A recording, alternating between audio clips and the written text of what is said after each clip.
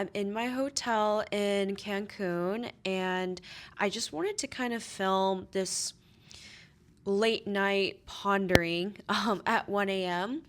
where I really want us to do a deep dive into the case studies of three individuals who I think have demonstrated a unique capacity for self love that I have not seen expressed in other people.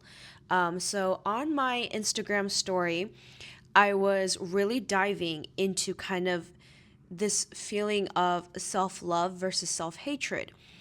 And I talk about the song Untitled by Sick K. So, Sick K is a Korean artist. He's one of my favorite musicians. His music is honestly pretty trash. Like, I think if anyone listened to it, they would probably think this is just like another hip hop auto-tune rapper, but something about his music and his lyrics, maybe it's the way that I interpret them, even though that's not he probably what his intention is, it really resonates with me. So like in the song Untitled, it basically talks about this girl that he loves, that he knows he can't live without, but that simultaneously he doesn't really care. That he doesn't care about her, and he is experiencing these feelings of like jealousy. He doesn't really understand what is going on, like if she's seeing other guys. And then also the paradox of like asking her, like, what is it that you're looking for? What are you missing? Like, what am I lacking? And so it's kind of this like very contradictory song where someone can feel so much love, affection. They can identify that person that they love is unique, special, important, and simultaneously devalue them and just not care. Care in the sense of not willing to prioritize their well being, not willing to take and commit the journey of life together with that person as an equal partner. And there is a verse in the song that it's in Korean, but in English translation, it says, "What are you hesitating for? I'm still here." And that line really resonates with me. Again, it's just my interpretation, right? I don't think he actually means it like that, the way that I'm thinking of it in the song. But that's kind of how I felt all my life in regards to love, like romantic love. I just always felt that the way that I like to live my life is I am very spontaneous. I like to make big bets. I'm I have a very high risk appetite. And what gets me going is like I always talk about the video game simulation. It's just like basically, you know how like video game characters, they can jump from world to world to world, and in each world there's like a new cast of characters, a new mission, a new goal, and like a whole plot that goes on, and then you can like skip to the next world or the next level. That's kind of how I see my life, is I love to live that way. And that has been very difficult, to be quite frank, when it comes to developing relationships, because when you're in a relationship with someone, you basically have to take that video game simulation journey together in every scenario, in every world, in every season. And that's just not how I have always operated or seen my life. And so the sentiment that I felt with the men that I have dated was kind of this feeling of exactly what those lines were. The whole like, why, what are you hesitating for? I'm still here. It was like the feeling of I'm the one that's ready to jump off the cliff into the abyss, into the unknown. And it's like I'm holding his hand and he's not taking the jump with me, and he's hesitating, and he needs reassurance that I will always be there for him, that I will always love him, that I will always like take this journey with him. And for me, it just kind of felt like wearing a weighted vest climbing up a mountain to reach the summit. It just felt it felt like it wasn't what I actually wanted to do with my life. But then like that guilt of feeling like, wow, like I'm supposed to really love this person and this person is like the love of my life. Like I should really care for this individual. But then simultaneously thinking to yourself, no, like I'm an individual. I am living my life the way that the vision that I see it, and this person is not aligned with that vision. And so we need to diverge, right? And so as I was thinking through all this, for me, what I have learned is that when I discovered very deep self love, all the other types of love, whether it was familial, platonic, romantic, community love, I don't know like what the term for that is officially, it began to dim. And the love that I had for myself, which I discovered through a love that I had for God and the love that I felt from God, it was like kind of like one was increasing exponentially and all the rest were just dimming. And I think that it comes to this uncomfortable truth that our species does not want to acknowledge, that love, romantic love, familial love, community love, let's say love for animals, love for objects, like precious heirlooms, they're not actually the pinnacle of what you are supposed to experience in this lifetime. And I know that's like really messed up to say, and I know that's a hot take, and a lot of people disagree with me on that, because for a lot of people, their identity is based around love that they have for others, right? A mother loves and adores her children. That's like her identity. A father loves his children. That's his identity. The love of your life romantically may feel like the pinnacle of your meaning and fulfillment. And for me, I think that what we're really here to experience is a type of self-love that transcends beyond all the other types of loves that we have, and that self-love can only be experienced in its full depth when you have unconditional love for God, the Creator. Now, why is this important? When I use the word God or Creator, I'm not necessarily speaking in like religious terms, right? Like, as you guys know on this channel, I try to make it as clear as possible that my perception of Christianity and my view of God and Jesus Christ and all of this, it's very it has diverged a lot from what, let's say, like theology and accepted institutionalized religion will teach you.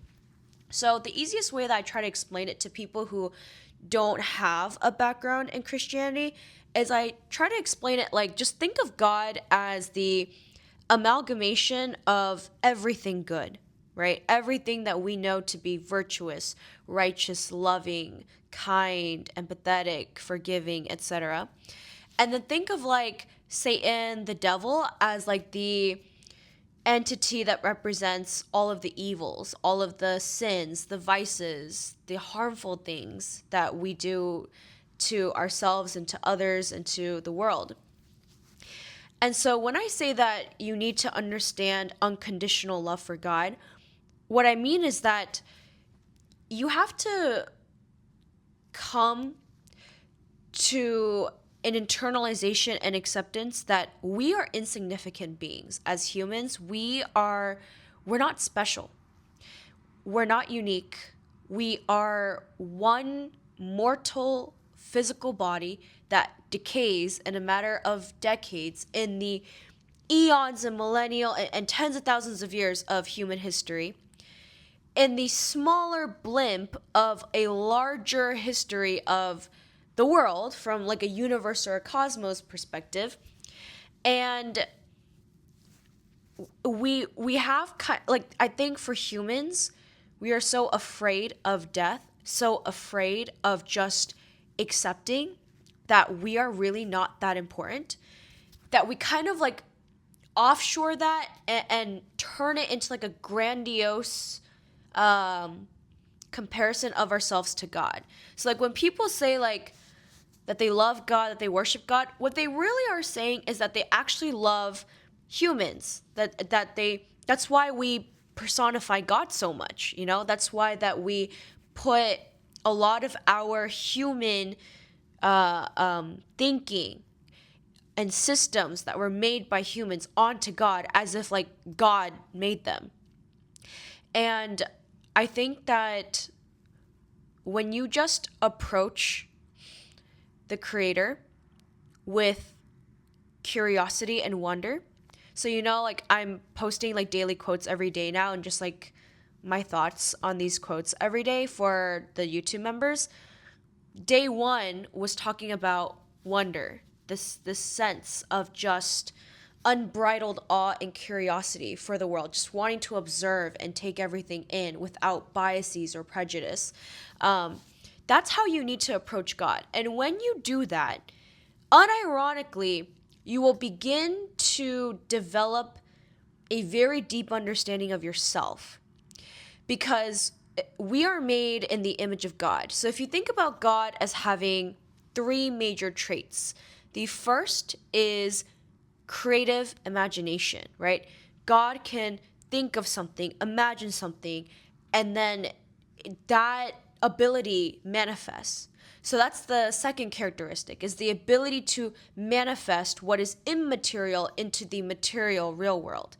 And then the third is that it's everlasting, that it's beyond the confines of time and space and physics, right? Like if God wanted to teleport somewhere, he could. If he wanted to be in multiple places at once, he could. If he wanted to split his consciousness into multiple spirits and entities, he could, right? So it's kind of this like, it's not bound by the same physical laws that we are bound by as humans.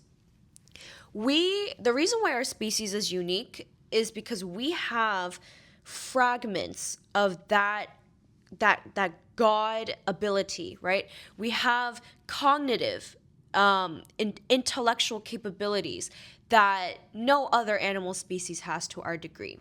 We are able to then actualize those imaginations into the real world through our inventions. And then finally, we're able to mimic and test the boundaries of a lot of what we know as like human knowledge, the pursuit of truth, the scientific discovery process, like all of these things that are constantly testing the boundaries of what we know to be reality.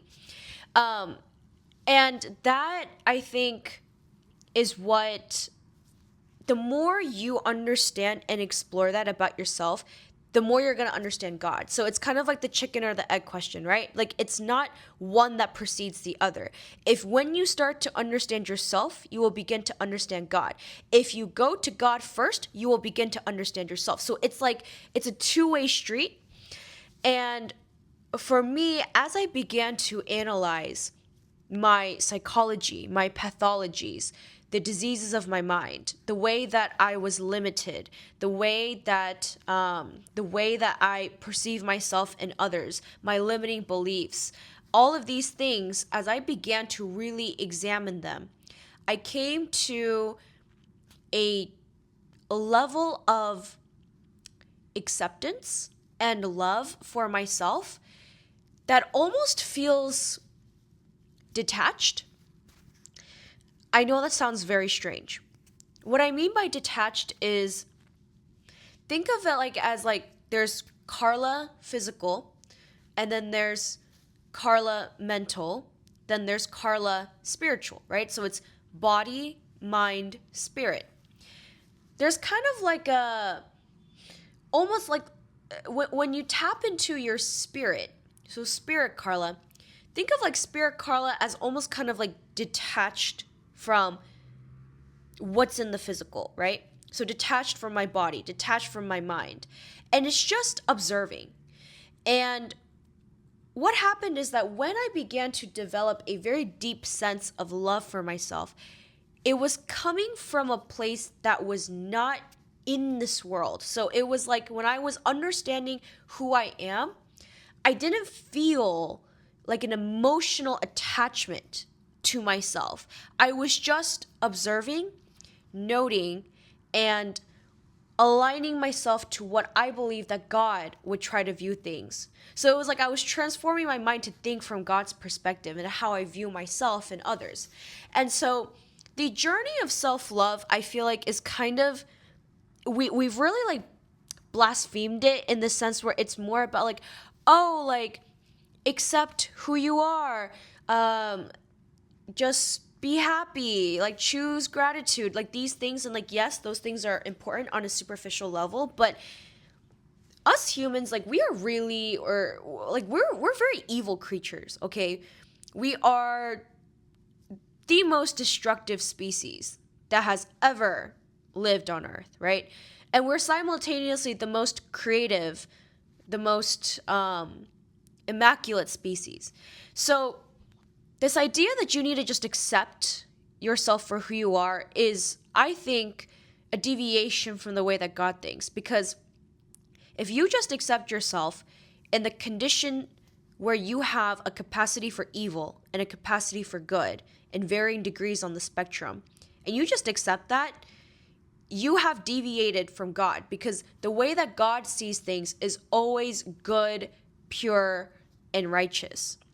And so when I was analyzing my strengths and deficits, I knew that there were things that had prevented me from having and developing very deep levels of love for others, such as through a romantic relationship. But I was able to understand that those strengths and deficits can be viewed from a place of non-judgment, can be viewed from a place of like detachment. And then I could just prioritize which things, which elements of my core self do I care about the most, and which deficits am I okay mitigating to a reasonable level, right?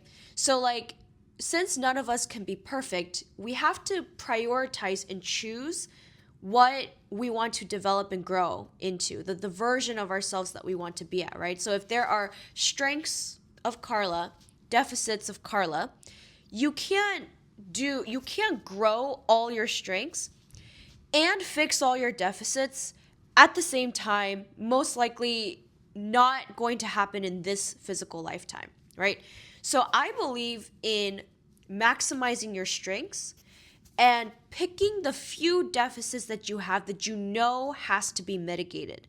But then everything else, I think that you can just learn to kind of accept and like almost like let go lovingly.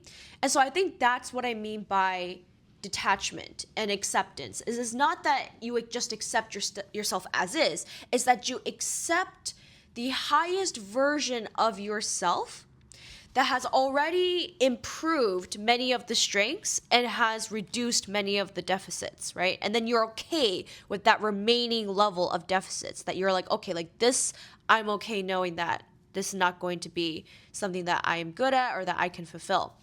And so why does this matter? Like, why am I babbling about all of this? Is because I, in my observations, have realized that most people do not love themselves. They're living in a lot of self-hatred, a lot of anger, a lot of shame, guilt, embarrassment, fear, and all the things that are satanic, all the things that are of the devil, all the things that are evil. And so I really want to start thinking and diving as I go through this solo traveling journey of self-discovery, exploration, and being like, the anime main character protagonist. Like, what does it really mean to love yourself? What does that look like? How does that manifest in someone? And so I want to do a case study into 3 people who I believe are the greatest examples I have right now that I've met in real life of people who love themselves in the way that I was trying to explain, that they went through this process, and in different ways. And just a spoiler alert, two of the people do not end in a way that is good. They actually end up being very evil. But so let's just dive into this. So case number 1 was a man that I met who was very pivotal to my development early on when I was in my late teens to early 20s, so my early college years and throughout the end of my college. He was actually the one who really pushed for me to transfer to Cornell, and he made me feel so empowered and loved and important, that like it was kind of like he believed in me before I believed in myself, sort of. And when I analyze him as a person, he was extremely intelligent. He went to Harvard. He was studying like very difficult topics.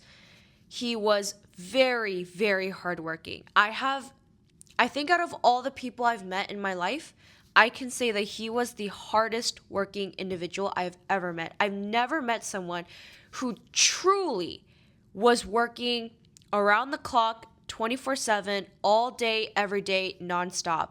And, you know, there are people who do that, right? There are people who do that. But what made him unique is that the drive behind it, right? The mission behind it of why he was working so hard was coming from a place of love. It was coming from a place where he really wanted to make the world a better place. And we would have these like very rich and deep discussions about how we can make the world a better place, all of the different evil systems in the world, how we can solve this in our generation. He also came from exorbitant wealth. To be completely blunt, I think that plays a major role in his self-development and the self-love that he has, because he grew up in an environment where he knew that he was going to be okay, right? Financially, like, security wise. And what happens is that becomes like a blanket, like a foundation where you can then begin to really explore what you want to be and who you are meant to be, right? So for him, that manifested in a variety of diverse hobbies and experiences that he would do. Like, he would try everything. He would go on like trips to study archaeology in like random countries, when he had like a break. He would like go into like music making, just to try it out, and then he would be like, oh yeah, I actually hate it. He would be a very, very avid reader, would read these like books that like no one has heard of. Like, he would go and like collect these rare, unique, vintage books.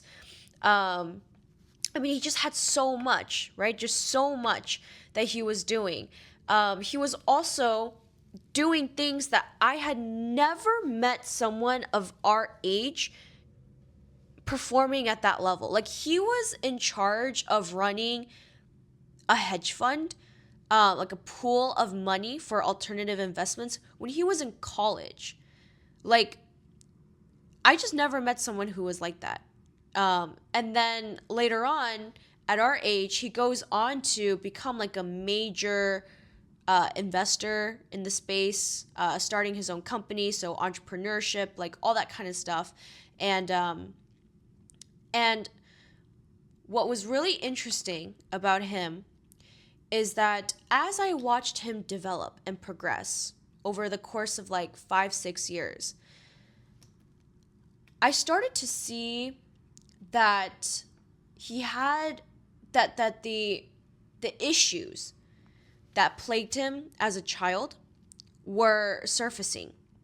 And so it's like this radiant light of self-love that was just so strong. Like, I just never met someone who just blasted an aura of self-love, an aura of, I know I'm important. I know my work has impact. I know I'm meant for greatness. I know that I can make the world a better. I've never seen that before. Just the sheer confidence and the intelligence to back it up. So it was like delusion and actual delivery and execution, right? Because he was so intelligent. He was very diligent in making sure, like, he was the type of guy that would sit and just ponder and think about every possible scenario that could happen. Every possible scenario. And he would just like, it was like a constant chess game that he was playing in his head. And I couldn't keep up with it. Like, I would get lost. What ended up happening is that, long story short, he turned into a supervillain. So all of that like drive that was fueling the self-love, right? That was fueling his climb to the summit of his life's mountain, it got derailed. And we're going to go into the next case study, and then I'm going to let you know about a pattern of observation. But let's just kind of give you a brief teaser into it. I want you to keep in mind the state of good and evil, right? Because that's my themes channel, is good and evil, right? Really exploring what that means. And this guy started off so good, and he ended being so evil. So now let's go into the second case study. This was the first love of my life, romantically. So the first guy that I was talking about, he was more like a mentor, a friend. I don't know if there was serious romantic feelings. I don't know if I just never picked that up. But he was very, I think he definitely did have an interest in me, like sexually. I know that for sure. But our dynamic was more on mentorship and friendship and finding a tribe of people that really think deeply and understand the things that I talk about on this channel. The second guy was in the context of romance. So he was also at Harvard, and he came from a family that was like multi-billions, okay? Like just someone that like I couldn't fathom the level of wealth that he was coming from. His wealth was 100x more than the wealth of the first guy. And the first guy was crazy, like rich. So this guy came from like old money. Like I'm talking like family lineage and dynasty, when I like Wikipedia'd it, of like centuries ago, okay? And he was like a certified genius. He was studying these really, really difficult topics, like really stretching himself. Like he would do everything. He would study history, philosophy, economics, physics, math. Like it was just incredible, the level of depth that he had in every discipline. He was so well-rounded in that. And then he also had the same characteristic as the first guy, this overwhelming drive to make the world a better place that was stemming from this deep self-love that he had, that he loved himself so much that he wanted to extend that love for others. And so what made me fall in love with him is that we would spend our days sitting and just thinking of solutions to make the world a better place. Like we would be discussing all of the evil systems. So the same thing like the first guy. And I could just tell like there was just like a sparkle in his eye, just like a light that was just radiating. And despite the fact that he had so much wealth, he was so deeply invested in experiencing life as someone who did not have that wealth. So he would like go and travel the world, and when he traveled, he wouldn't like go to like luxury resorts or flex or like that kind of stuff, even though like his family had like private jets and stuff. Instead, he would go to the country on like a economy flight, and then he would basically like just almost like dress up as a local. And then he would just go to these like random places. Like I'm talking like it would be like impoverished places, remote places, rural places. It didn't matter, right? And also culture places too. Like it's not like he only went to those places. He went to like populated places too. But just everywhere, right? The whole spectrum. And he would just like blend in with the locals. So like he would like take off his like, so like if the road was like dirt, right?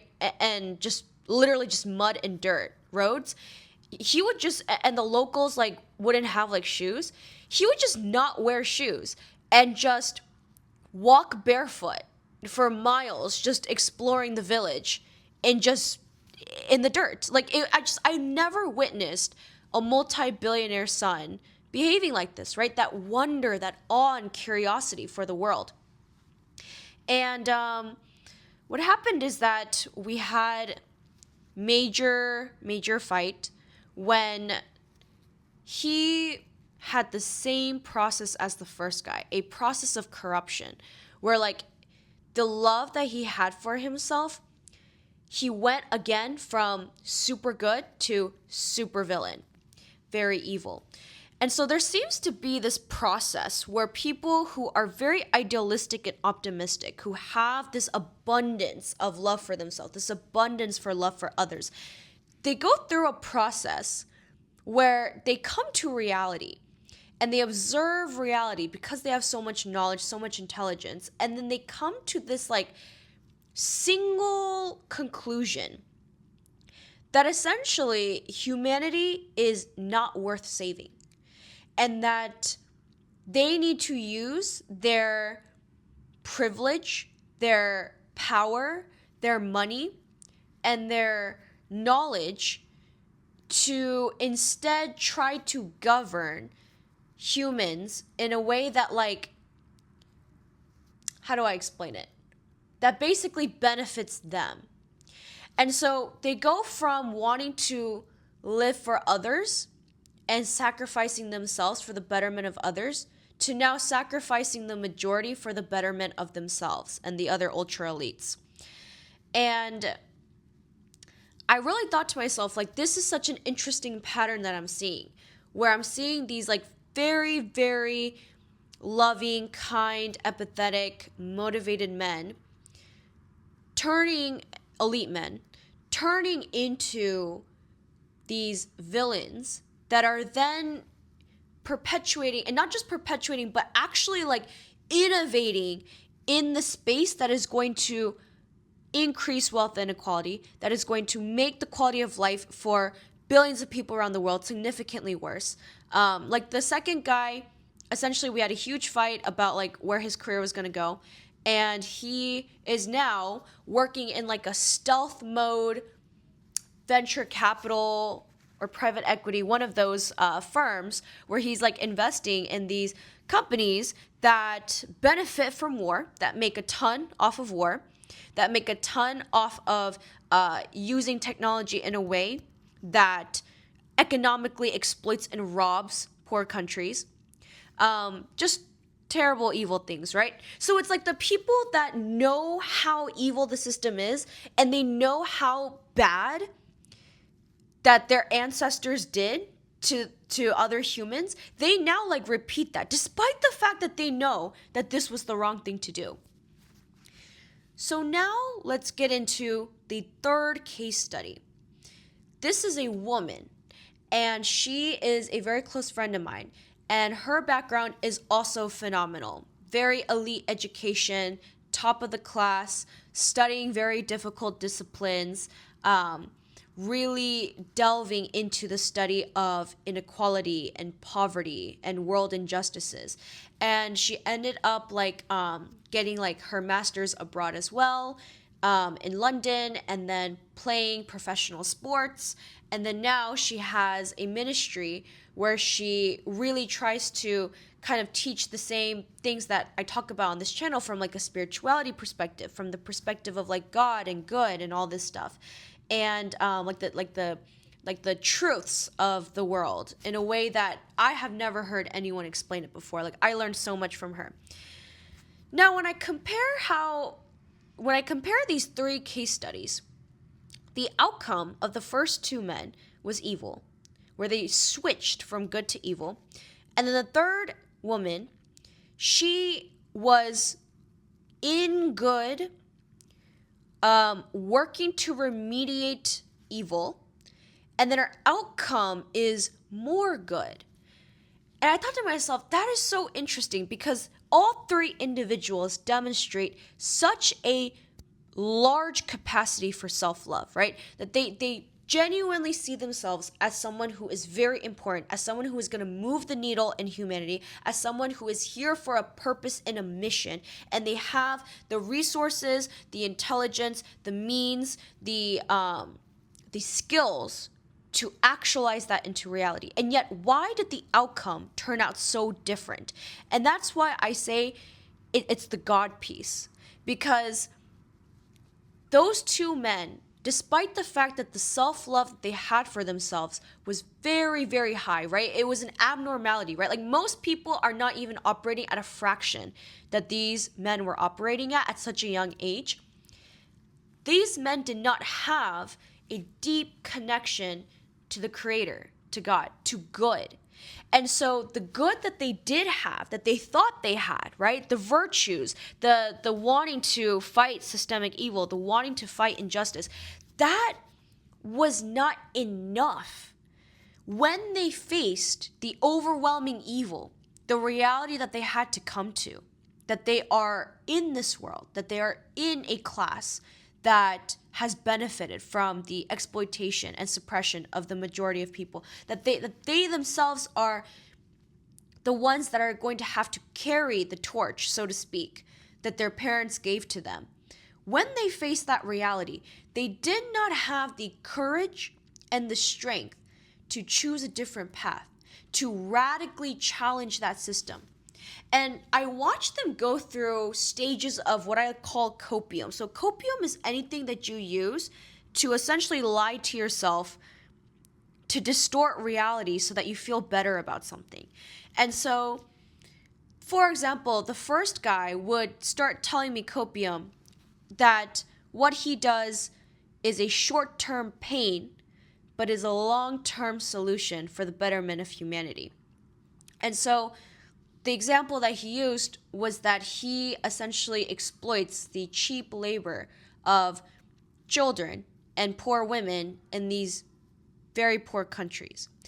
And that it is okay because the product and service that he is building through his companies that he is leading, that it's going to uplift the quality of life for more people. So he's like, so if 10 children in Cambodia need to suffer for 10 million people to have a better quality of life, that's an okay sacrifice, right? So he would begin to like justify these things when before he would know that that is evil.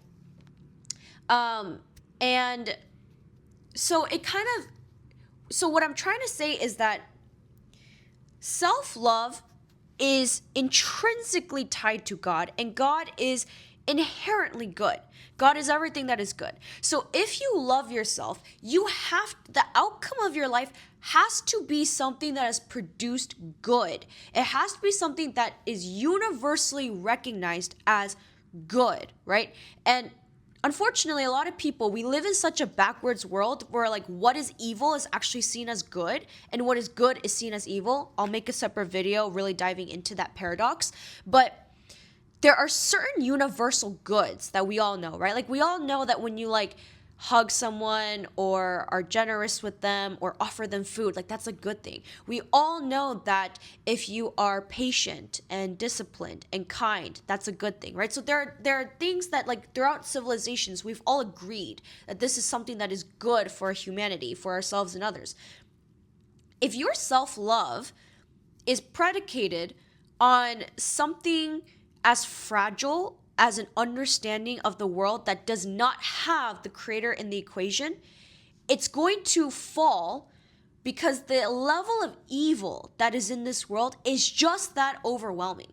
So like your virtues and your beliefs that you developed in the world, right, is never going to stand against the systems that govern the world. But God is out of this world. Like it's not in this world, right? So God is beyond everything in the cosmos, right? So think about it this way. If our world is riddled and ruled by evil, which it is, which I will get into an analysis on that later, you cannot like reform that within the system. Like you can't use evil to fight evil, and you also can't use the marginally weak and small amount of good that you have to fight the overwhelming evil. You need something that has a equal and opposite rival power to the evil, and that is overwhelming good. And we have not seen ever in human history the outcome of what happens when there's overwhelming good that has triumphed over overwhelming evil. I know it's a hot claim. I'll explain it later. There are times in history when we saw that good won over evil, but I'm talking like on an overwhelming level. Like, for example, we have never eradicated global poverty, ever. We have never eradicated horrible living standards for people around the world. It's never been done, right? So these are like persistent evils, right? Persistent things that have happened in all civilizations and all human history. It has never been solved once, never on a collective level. That is overwhelming evil. There's never been an overwhelming good. So in order for us to then try to fix something that is overwhelmingly evil, you need something that is out of this world, something that is so grand, so different, so radically like WTF is that, for that to come in and shake things up in the evil world that we live in. And so why is this, like, I know this is like a very all over the place rant, but the reason why this all ties into the self-love is that the individual affects the society and the society affects the individual. So if the individuals are living in self-hatred or very low levels of self-love, they're simultaneously, what they're doing is that they're contributing or living or being complicit in a world of evil. And so the needle, I always talk about the pendulum of good and evil. The pendulum of good, it never like fully swings back to good. So every type of progress that we have in our society, it ends up falling, right? So, like when we see, like when we have, like, let's say a new economic system that is doing these great and amazing things, that's moving the needle for the progress of humanity, you start to see now the corruption and exploitation of that economic system. And that happened in every economic system. And so we are in a crisis of people that do not love themselves, that have no idea what it means to self-love. And all these other loves, romantic love, familial love, platonic love, these loves are like, they're like distracting us almost from the self-love that we should have. So if you think about the order is that you need to have love for God, which is manifested in self-love. Then from there, you can now develop romantic love. You can develop familial love. You can develop platonic love or community love, right? But it's like if the source of the love is inherently corrupted, which is what most people are living under, every type of love after that is going to be corrupted too. And so, look, we got to start seeing reality for what it is. When you are living in a world that is telling you that romantic love, familial love, platonic love, these loves are the most important thing in your life to give you fulfilling meaning and purpose, you're never going to experience the fullness of what that should be, because the self-love that you have here is defunct. And so what I'm trying to say is that I have met a lot of different types of people in my life, and I have these three individuals that are a case study to me. They are like the minority among the minority among the minority, right?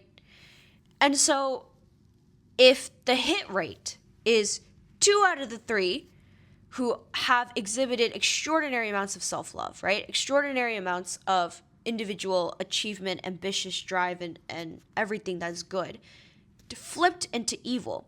That tells you that this fight against evil is a lot more difficult than we realize, right? Because at the hit rate, right? If I only know one person who has produced a admirable amount of good in their lives, where it has actually moved the needle for so many people to live better lives, the way that woman that I know is impacting others in, but 2 of her peers who are who started, let's say, in a similar amount of self-love, similar amount of a launch pad, if they have turned into evil, then how many good people do we have in this world, right? Like Let's think about that and let's talk about that in the next videos, right? Like a real analysis, an estimation of that, because we got to start seeing reality for what it is. And so all of these complicated feelings of love, complicated feelings of romantic love, all of these things, right?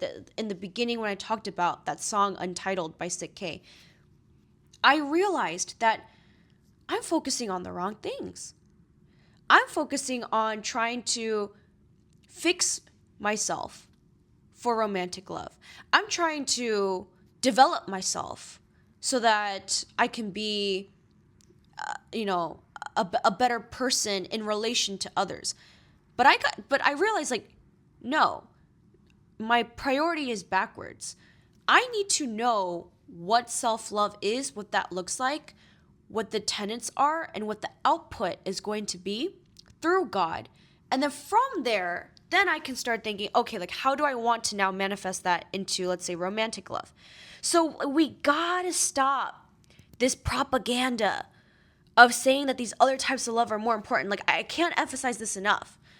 And I've met so many people who have these things, right? They married the love of their life. They have kids that they love. They have a community that they love. And they still tell me that they don't feel fulfilled, they don't have meaning, they don't really, like, they're just kind of doing it to do it because they missed that first critical step of discovering what self-love means.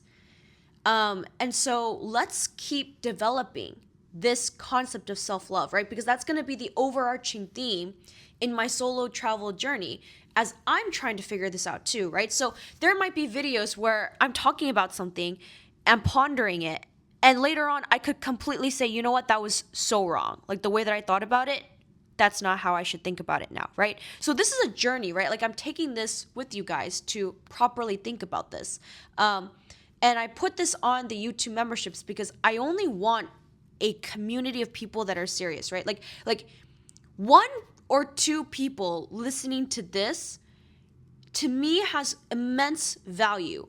More value than if 100,000 people that aren't really tapped in, aren't really serious, they don't really care, they're just kind of listening to pass time, maybe 5-10 minutes, and they click out. Like, I don't care about that because that's not actual impact. That's not a connection.